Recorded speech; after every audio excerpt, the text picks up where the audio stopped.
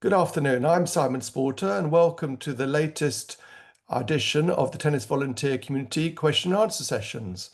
This afternoon, I'm pleased to say we've got Jenna Smith with us from the LTA. Welcome, Jenna. Hello.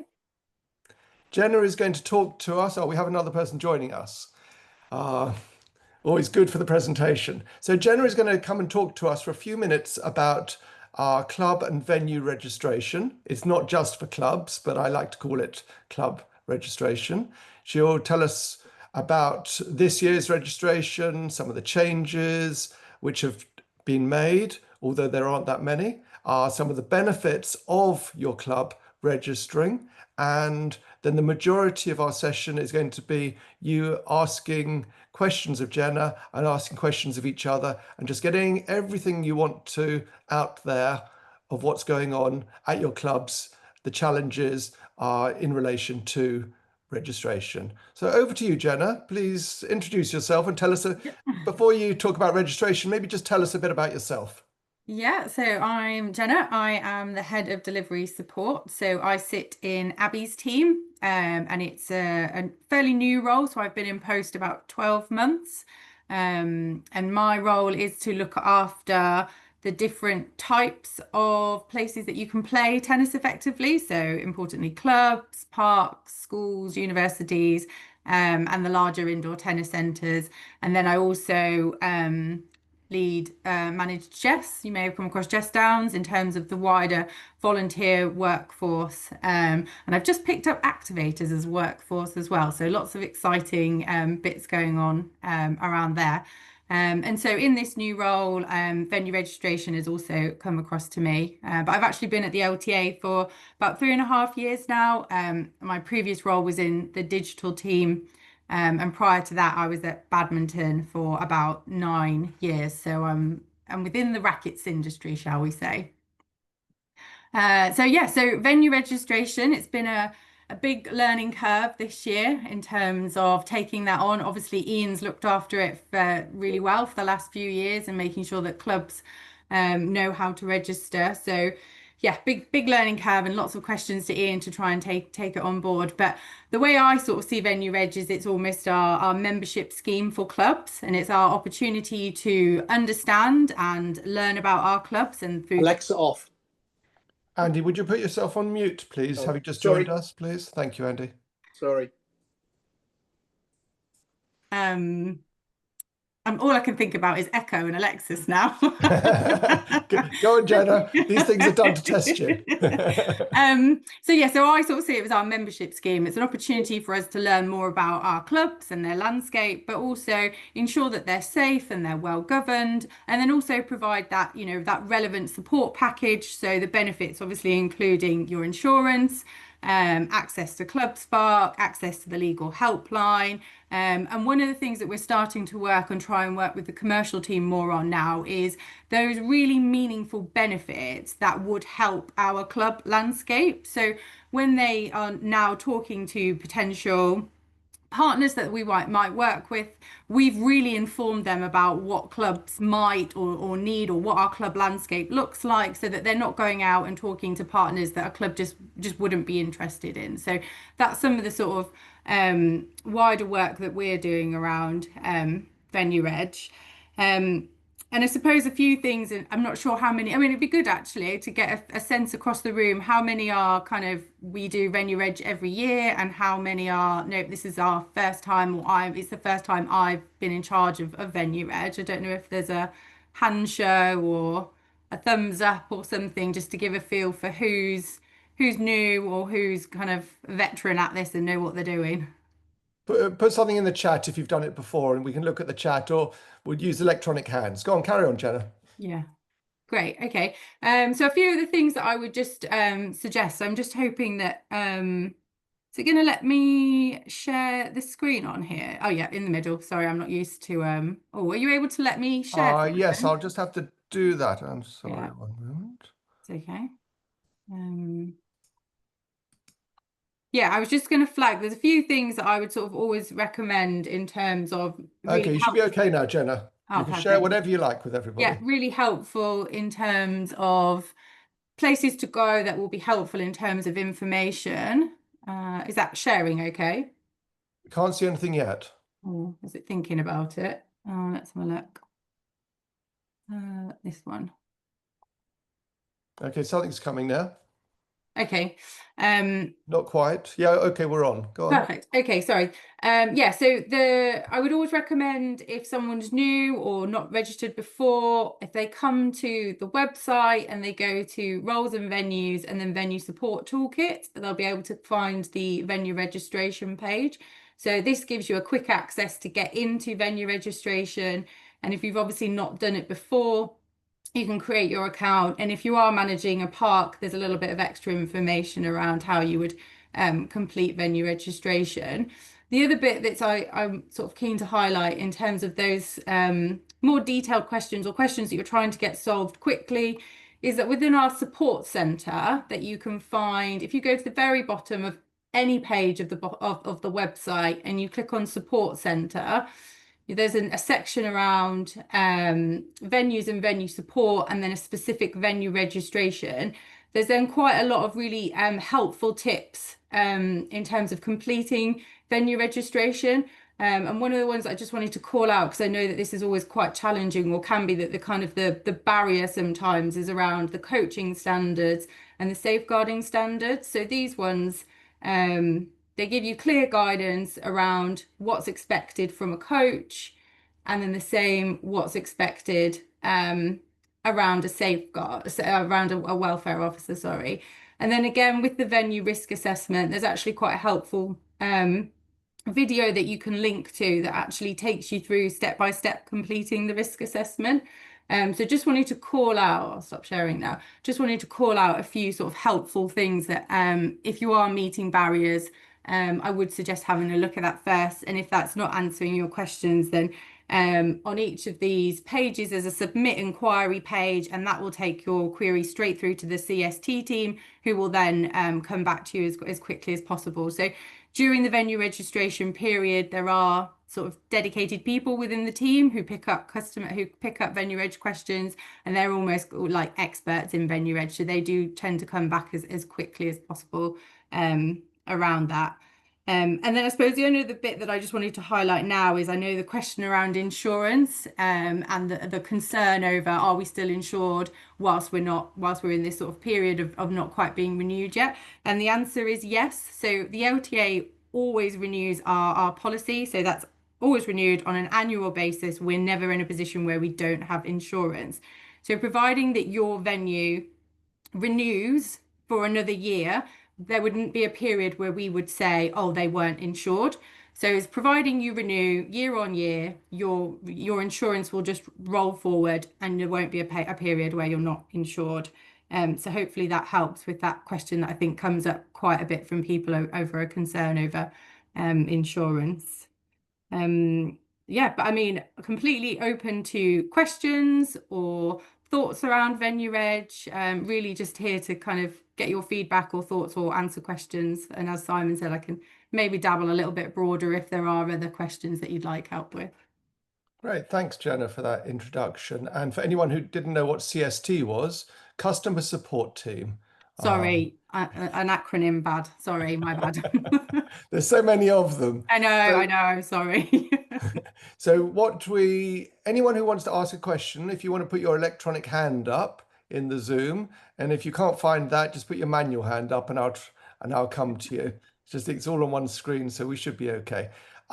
Jenna, just on the insurance bit, Mhm. so I believe the procedure is that if people haven't gone through the insurance yet, gone through the registration yet, but they are insured, and if there was an inquiry to Howdens, the insurers, then they would come to you and just check that it was a registered club and it was therefore something which they could look after. Yes, so providing you've obviously been registered the year prior. So if we did it now, so if you'd been registered for the 24-25 season and something happened in this period and Howden would contact us and we would say, yeah, that's fine. They are a registered club.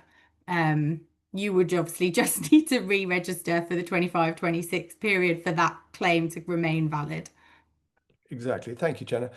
Peter, do you want to come in, please?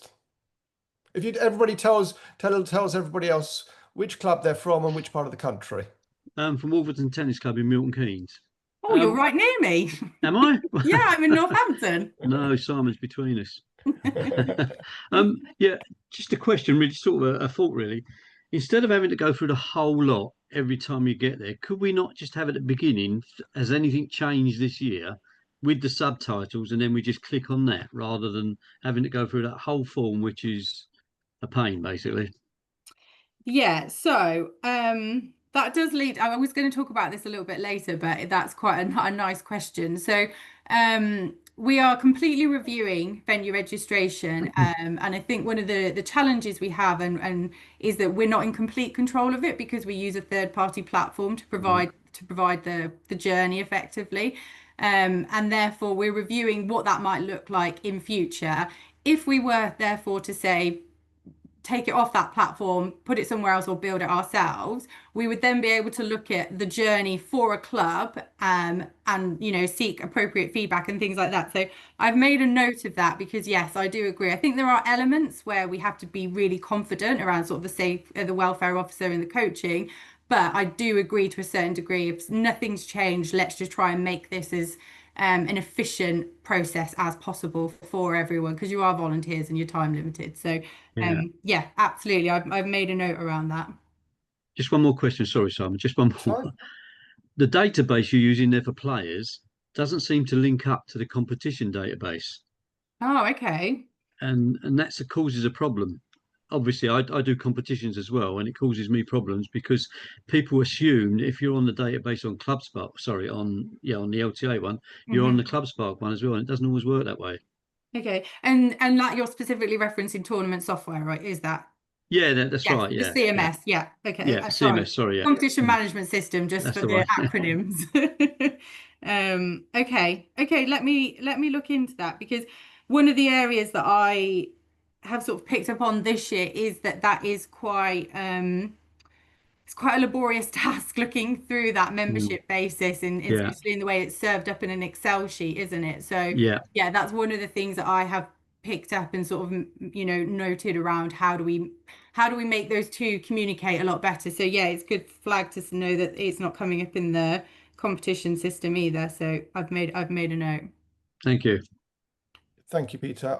Jenna, on that, those potential changes. So maybe for next year, somebody could go to their club venue registration form for 26, 27 and see everything which they had put in the previous year and just amend things as opposed to, so there could be just one or two amendments and the form could almost be the same and it could be a sort of 10-minute exercise. Is that possible? Yeah, so it does work like that at the moment. So everything is still Yes. populated from last year. I think what Peter's sort of trying today is that can you avoid having to check through all of that and almost just have an instant prompt that's like this is correct, done kind of thing. Because at the moment you still have to go into each section, check, Yes. click through kind of thing. So I think you're looking to try and avoid the click through. Is that right, Peter? Yeah. Yeah. Okay. Yeah. Okay, that's great. Anne, do you want to come in now, please? Thanks very much. I think I agree with what Peter just said, but it's more complicated because we've got Club Spark and the competitions management system and the LTA Advantage Mm-hmm. list. So those are three things. So it's not just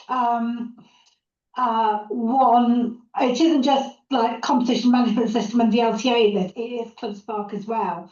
So that's certainly three places where we're trying to maintain information effectively for access to tennis and to our club.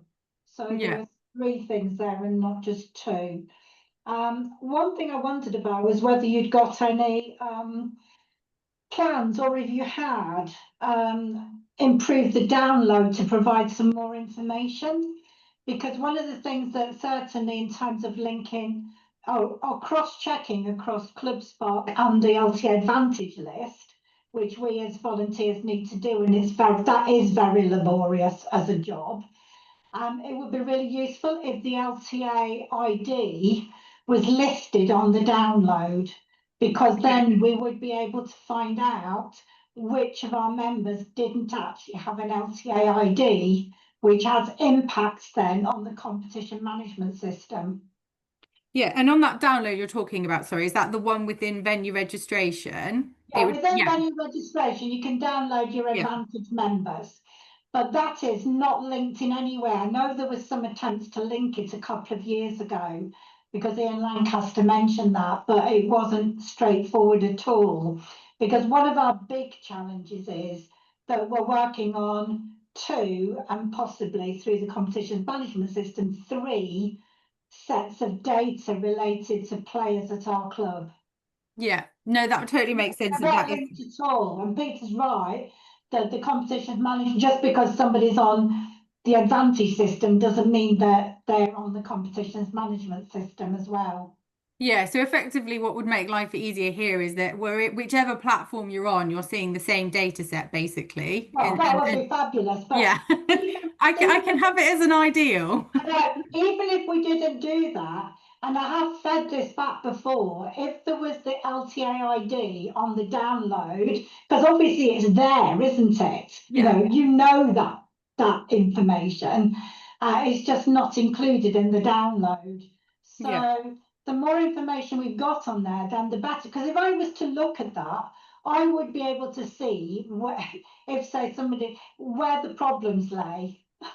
Yeah, no, that makes sense. I've made a note around that. I mean, I've asked ClubSpot the same, because it would also help if they've got some information on their list, because they know the LTA ID, because it comes up when you do a download of contact. Well, it doesn't come up. When you look at a contact in ClubSpot, it lists the LTA ID there if they've got one. But it's not included in their download either. So I would have to go through all 200 and odd members of my tennis club to find out who didn't have an LTA ID. yeah. And although both you and ClubSpot know that information, neither of you gives me the opportunity to pull it out. Yeah, no, that makes total sense. And we are doing some wider work around sort of cleaning up contacts. So I've kind of got 2 opportunities to try and feed this in. I can feed it in through the wider work that's being done to clean up contacts and reiterate the importance of having sort of single data sets. And then also when we look at what we might do with venue reg, but I'll see if there's anything we can actually do for this year. I'm not sure how big a change is, because obviously if it's been asked before and it's still not been done, I'm not quite sure how big a change it is. But like you said, it's a data field that we have got, so for it to be added into the download doesn't seem like a massive job from my digital knowledge. But let me go and see what we might be able to do. Yeah, I can see that linking it all up to make it in one database is massive. But actually giving me some information you already have would be really helpful. Yeah. Yeah. Could I just add, someone has to agree what is the LTA database, really. I mean, if you're a member, you're a member, and if I want to play in a match, on a CMS, I'm still the same member, but yeah, it's all different. It's always different. So for me, there has to be, and this will never happen, I guess, but you need one database that we all talk to, and it's got to be the registration one, isn't it? Yeah, it's a bit odd because the competition management system does directly link to our Advantage database. So those 2 for definite link and talk. I think the problem is coming from ClubSpark doesn't talk directly to the Advantage database in the way that we would expect, and the venue reg isn't connecting up to those 2. So yeah, let me go away and take a look at this, because I appreciate that is a challenge. Thank you. Yeah. Thank you, Anne. Jenna, coming back to information. So the LTA has a vast amount of information and news, which it would like to be able to let venues and clubs know about. But one of the issues is that the majority of information goes to the key contact within the club, and it doesn't get to the relevant person. It's reliant on that key contact to share that information in a timely fashion, which in many cases doesn't happen. How could we work on that? I know that's something which we've talked about with the LTA for many a year, but you have so much good information to share with us, but it's reliant on the likes of myself, for example, and anyone else who happens to hear about things to share it. it would be far more efficient if you were able to share it with the treasurer or the safeguarding officer or the chair of the club or the person involved in facilities, for example, just to name a few.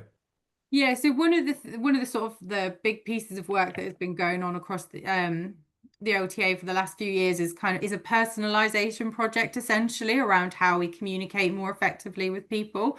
So one of the things, again, and why it's kind of important from Venue Reg, is to understand which person is delivering which role, so that we are now in a position to communicate specifically with specific roles and people who are assigned to those roles.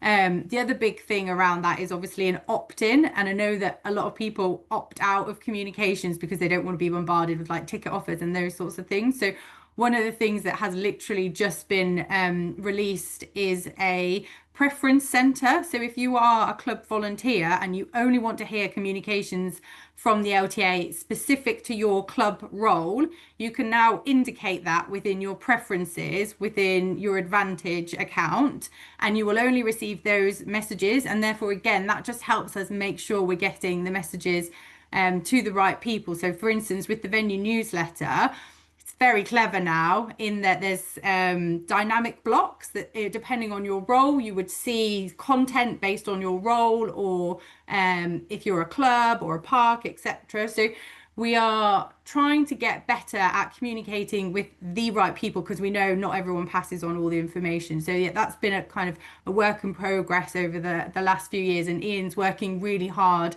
on how we make sure we're only serving up relevant, valuable information to the clubs. And he's got very good at saying no to people now, to say that that's not relevant, or that's not for now, kind of thing. But the consent piece and the opt-in, that I think hopefully should make a difference, in that people will be willing to opt in to relevant communications and not worry about getting the bits that they don't want. Okay, that all makes sense. On the opt-in, opt-out, I suggest that the majority of people don't know about this new possibility, and maybe we'll, after this, Jenna, you and I can just do a 5-minute video on the fact of opt-in, opt-out, and put it out to the entire community, because I think that would be something which people would find particularly helpful to actually understand and then share that information. Thoughts on Yeah.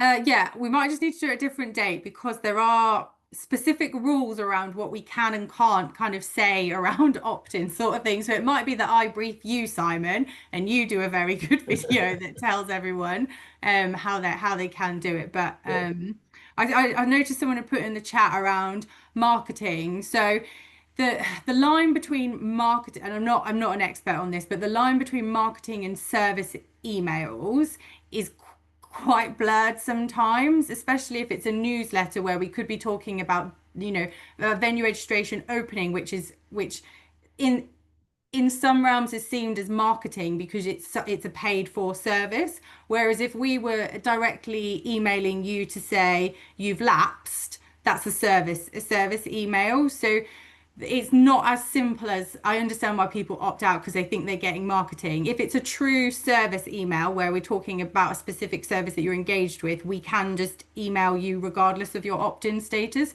But when it looks like it's potential marketing, that's where we have to be really careful, and can't necessarily just ignore the opt-ins. And that's the essence of why we've brought in the preference center, to try and manage that challenge better. Okay, thank you, Jenna.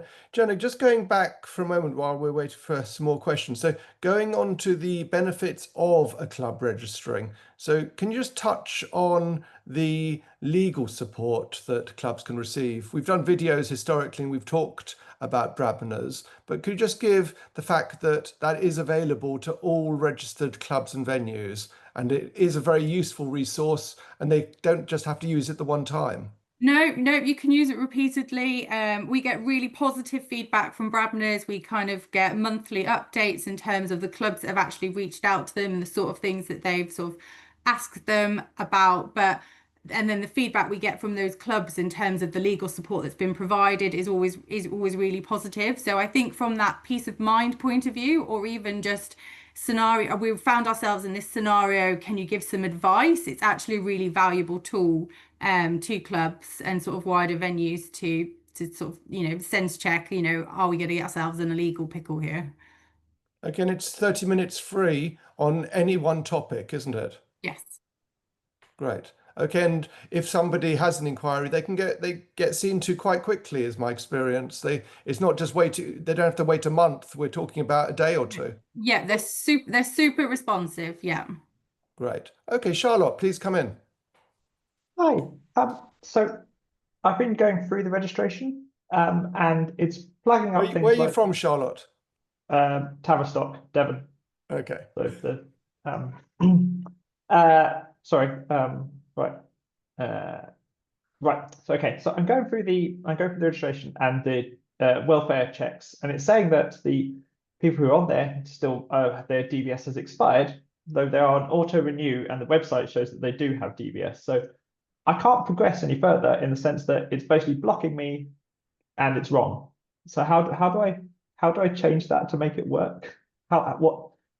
Okay, in that instance, I would say reach out to our customer support team. So I'll drop a link in the chat, and you'll be able to contact them directly. But what they will then do is directly go on to the relevant welfare officers records. So we use Salesforce basically that holds all of our information. They would go onto their records. They can check and see exactly what their status is. And if there is a problem on our side, we can obviously then rectify that, or at least give you enough information that will kind of remove that blocker for you. But I'll drop a link in the chat for just going directly to customer support to just get them to check directly what's the situation with those welfare officers. Lovely, thank you. Okay, Jenna, a quick reminder about the expectation when you do contact the customer support team, the time for getting responses and the knowledge that they do have. Yeah, so they're super knowledgeable. I mean, sometimes they probably know more than we do actually, because they're dealing with clubs all the time kind of thing. So unless it's like a super busy period where kind of like tickets have just gone out, you generally will get a response within 2 days maximum, but they're normally pretty quick. And like I said, venue reg is kind of flagged as a priority at the moment. So I know Jack specifically within the team is working super quickly to sort of resolve any issues that are coming up. But yeah, they are super knowledgeable, probably know more than a lot of us at times, and really helpful at coming back to you to get you to the right solution. Great. Has anyone contacted the customer support this year for support, or have you all just managed to do it? How many of you have already completed your registration, please? You can come on live, or you can put it in the chat, that piece of information. Okay, Jenna, what about going back to, you mentioned about benefits. So clubs are always looking for ways of finding out information about products, services, and also saving money. And obviously the LTA historically has had some amazing links with some amazing companies for equipment, but also through their sponsorship and support from that perspective. But it very rarely trickles down to club level, and clubs are very rarely able to benefit. We've all heard of the LTA buying group, which could be renamed the utility power group, because that everybody has sort of knows that that's what it's for, to sort of get your gas and electric prices down, but not much else. And they would admit that themselves. So this whole area of benefits has always been highly appealing, but never quite got off the ground. Is that actually going to happen? And give us a few examples where it might. Well, this is one of the things I was sort of mentioning earlier around us working more closely with the commercial team so they better understand clubs' needs. And therefore, when they are looking to acquire new partnerships, they can do that in a better way. So I'll be honest, currently at the moment, what generally happens is that partners come to us and we, agree some sort of deal, and then it comes to us. And a live example around this is potentially Howdens and sort of more localized insurance, and therefore Ian's then had to look quite hard and work quite hard to kind of work out which clubs it would actually be applicable to, because we don't just want to put that out in a newsletter because it's not relevant to everyone, and it just creates that exact messaging of, oh, here's a benefit, but it's not any good to us kind of thing. So we're trying to work really closely with the commercial team to inform them about what might be useful to help steer those partnership relationships. So, you know, if people have got ideas or suggestions around what would be better benefits, or, you know, what would be helpful, then yeah, absolutely feed those in, and we can take that away and see what we can do. So, for example, Britta, which is one of your sponsors, they could, for example, be offering a reduced price machine for filtered water within every club and every venue, but there's never been such a suggestion made. You know, there are numerous tennis balls, tennis equipment, you know, 10% off your first purchase from your sports supplier is great as a one-off, but 10% if you then trawl on the internet, isn't that great when you can find it sort of cheaper elsewhere? So an ongoing spot reduction in price, for example, as Tennis Point used to offer to all clubs and suppliers when they were one of your key sponsors, was far more attractive to clubs on an ongoing basis. It could be their go-to place, but that kind of doesn't exist. So I think it's a very easy area that clubs could be saving substantial amounts of money, but it is a conversation, as you say. Yeah, well, I've made a note around those, and we have got a new person, Izzy, in commercial, that's working directly with us, who's asking all the right questions actually. So yeah, well, I can feed all these in as well. Okay, thank you. Any other questions, anybody, at this stage? Yes, Sarah, I like your real hand, and then I'll come to you, Angela. It was a very enthusiastic hand as Yes. well. No, Me. work anything else. Sarah's been waiting. Yes. I'm from Stour Pain Tennis Club. We're a very small tennis club. We've got 90 members. This will be the first time I've done the registration. The person that's done it previously will obviously do it with me in time. I've tried to have a look at it on the system, but as you say, it's quite hard to go through it, and I am quite nervous about what I've saved and haven't saved here. Yeah. But one of the questions I've been asked to put forward is, because we are so small, we don't have any paid employees. So, and I believe that there's questions within the registration form that refer to employees. And because we're only volunteers, every year it's difficult as to how we fill those particular questions in. Can you give guidance on that, please? I don't suppose you've got a specific question. I haven't, sorry. No, that's fine. I think I'm trying to think of the journey that you would be going down and what sort of question that you would be asked.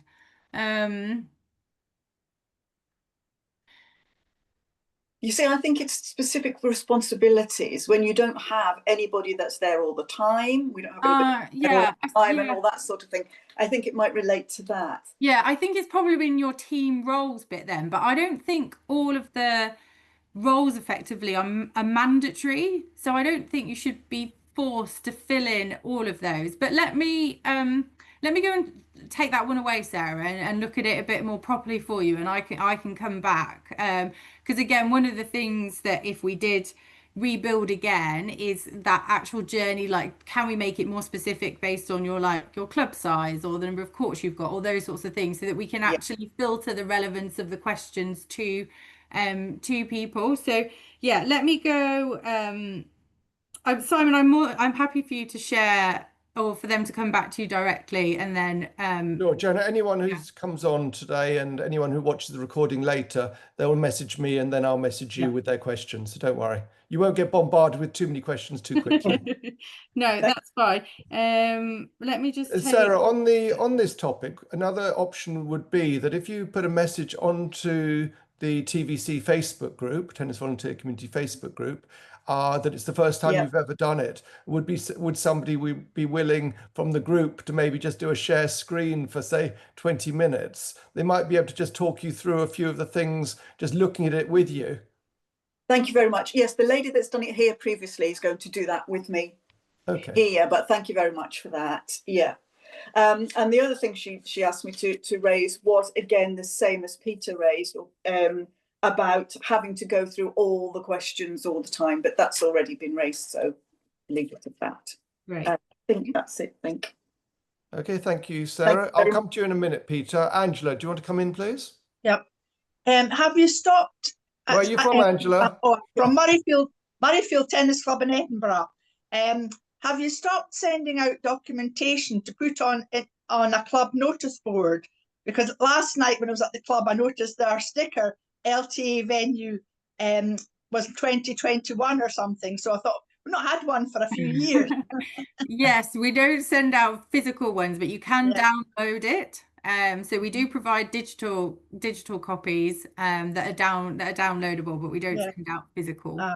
Well, I did try it last year. I remember trying to photocopy the certificate, and it did not copy properly, so it didn't print out.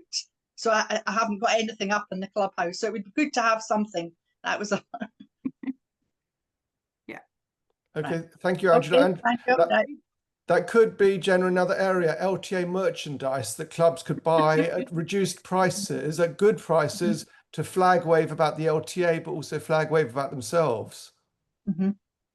So I don't know what the merchandise people would want, but it could be another area. It was just really something up in the clubhouse to say you're registered with the LTA. And as I say, the sticker I've got is 2021 or 20, something like that. I thought that's out of date, and it made me realise, I hadn't had anything.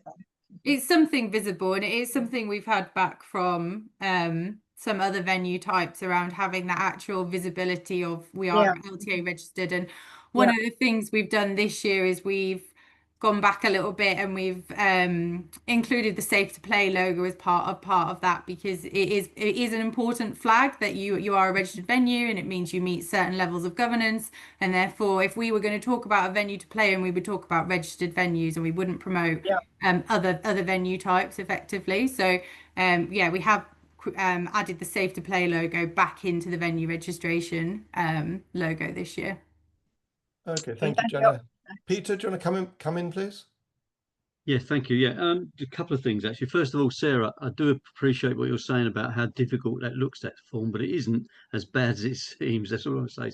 Okay, mind you, I've been doing it for about 100 years, so it's probably quite simple. But honestly, once you get into it, you can't set all the missiles off the south coast or anything like that. But what you press, okay. So it's not, as Simon says, I'm sure there's people in the TVC group that would help you anyway. Okay, but my question is about safeguarding. Jenna, okay, what is the thinking behind face-to-face safeguarding when you can do it online? Because it's the same thing. I've been doing it again for 100 years. It seems to be the same course, the same videos every time. So why the face-to-face bit? So it's not my areas of expertise, so I will go and get a formal answer from the safeguarding team. However, my understanding is that it's a face-to-face one, then in 3 years you could do an online one, and then you would do a face-to-face one. I believe my understanding is it will be something along the lines of you're actually a human, it's really you are the person doing the training kind of thing, albeit I know there is some verification around the online aspect. But that my understanding is it's to do with, actual verification. And I believe the face-to-face one is longer and more in depth than the online one. So again, it's that increased knowledge that they're passing on to welfare officers. But let me go and get a complete formal answer from the safeguarding team for you.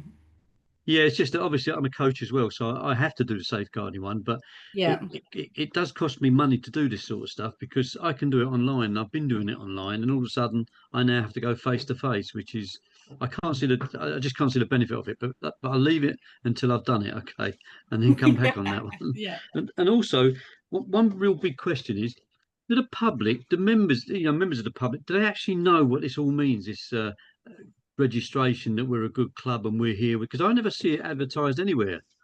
This is one of my other big ticket items that since coming into the job I've sort of started asking questions around, because I'm of the opinion we shouldn't talk about the reason I wanted to bring Safe to Play back into the logo is that it's a communication point to anyone who wants to play tennis, that says if you want to find somewhere to play tennis, if you want a club to play in tennis, you look for this logo. This means they're safe, they meet certain standards, you're going to have a positive experience in that club. And so my point was, I went to the branding team and said, I would like to bring this back in.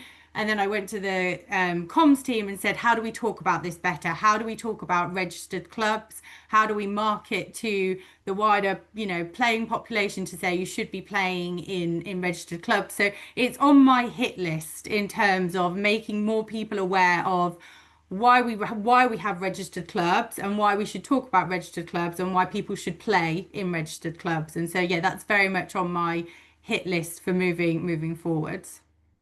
Yeah, it's great because as I say, I've never seen anyone say, "Oh, it's a safe club to go to," because I know because there is nothing, absolutely, and we all do it. So it's a lot of time we put into this, and then the members of the public don't even know what we're doing, which is, I mean, well, it's just ridiculous, really. They Yeah. should know what we have to jump through to get all this, registration done. Is basically it's all to do with safeguarding eventually, isn't it? To make sure you're Yeah, playing we want to in provide a safe place to play exactly. ultimately, don't we? You want to know that the coaches you're working with and the volunteers around you are providing a safe environment. And so, yeah, I totally agree. I think it's one of the things that's been kicking about for years, probably since England first introduced like the very old school club Yeah. mark standard effectively. And I don't think they did the best job about educating the wider world about what was the purpose of club mark and why you should use club mark Yeah. clubs. And so, yeah, it's a bit of a campaign of mine to be like, yes, Okay. it's a Well, registered. best of luck. Yeah, Best of luck. thanks. I'll be coming back to you lot for help, so don't worry. Thank you.